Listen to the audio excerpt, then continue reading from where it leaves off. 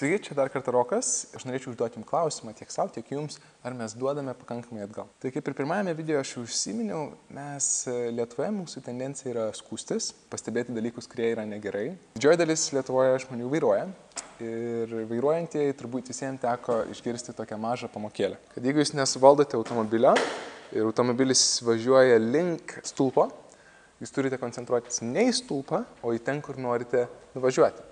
Jog jeigu koncentruositės į stulpą, natūraliai jūsų kūnas tenais ir ves ir jūs atsitrenksit. Jūs turite koncentruoti ten, kur norit nuvažiuoti, kad tenais saugiai išvažiuotumėte. Deja, lygiai tas pats yra su mūsų gyvenimu.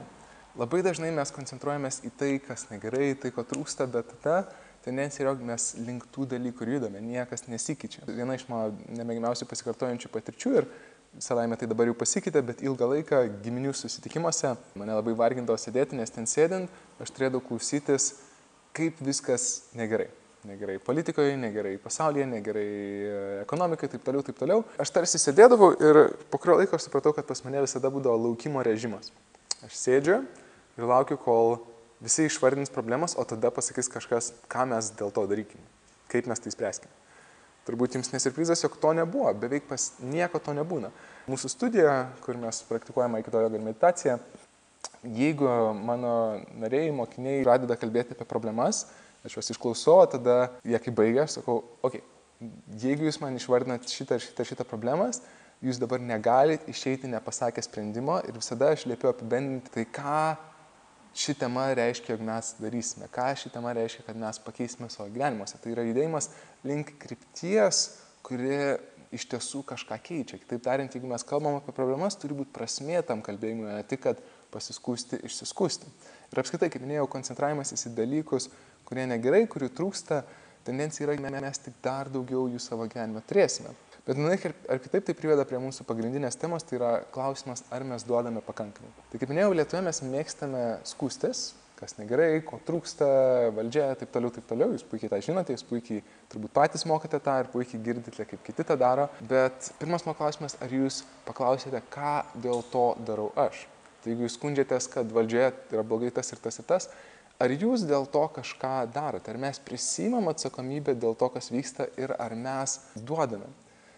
Iš kitos pusės taip pat, kreipti dėmesį, mes retai apie tai kalbam ir retai apie tai pagalvojam. Mūsų šalis, tiek ir kitos šalis, kaip didesnis masės žmonių ir organizacijų vienetas, mūsų gerovė priklauso iš tiesų nuo to, ką mes duodame kaip tas didelis vienetas. Didžiosios šalis, ar netgi nebūtinai didžiosios, aš gyvenu Šveicarijoje, kuri yra mažesnė, bet žymiai turtingesnė finansinių ir ekonominių atžvilgių nei Lietuva, dėl to, kad jie duoda daugiau. Tai nėra konkrečiai mano sritis, tačiau nereikia būti genijai, kad suprasti, kad Norvegija, Suomija, Šveicarija, be abejo ir didžiosios šalis, Amerika, jos duoda pasaulyje tiek daug. Mes patys naudojamės jų produktais, naudojamės jų paslaugomis ir po to stebimės, kad kodėl pas mus Lietuvoje.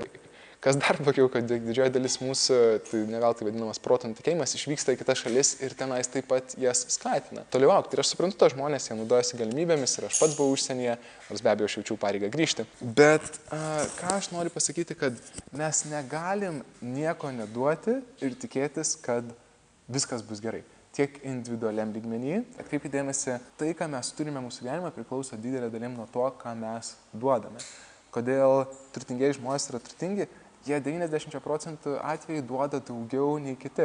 Mano mėgiamiausias istorinės asmenybės Steve'as Jobsas, Apple įkūrėjas produktų, ar Lietuvoje geriau žinomas, tarkime, Billas Gatesas, jie sukūrė produktus, kuriais visas pasaulis naudojasi, be abejo, jie gavo kažką atgal ir jie turėjo tą finansinį stabilumą. Bet mes paprastai linkę skųstis, kaip viskas negerai, nieko neduoti atgal ir stebimės, kodėl man taip negerai. Tai čia yra individualus lygis, apie kurį dar pašnekėsime. Bet taip pat yra šalies lygmuo. Tai ką mes duodame pasaulyje kaip šalis, kad tikėtumės, kad viskas pas mus bus gerai. Lietuvos duodamoji galia, bent jau mano suvokimu, nėra didžiulė. Ji yra pakankama ir iš tiesų mes gyvename pakankamai gerai, mes tik labiau linkę skųstis, bet mes galime duoti ir dar daugiau. Įsivaizduokite, čia fantazija, bet įsivaizduokite, jeigu Lietuvoje būtų 50%, 60% visų kompiuterių vyktų gamyba, jeigu Lietuvoje vyktų automobilių 60% gamyba, taip toliau, jeigu mes gamintumėm dalykus, duotumėm paslaugas, kuriamis naudotųsi visas likęs pasaulis, ar jūs manote, kad Lietuvoje būtų blogai, kad Lietuvoje būtų bloga ekonomika?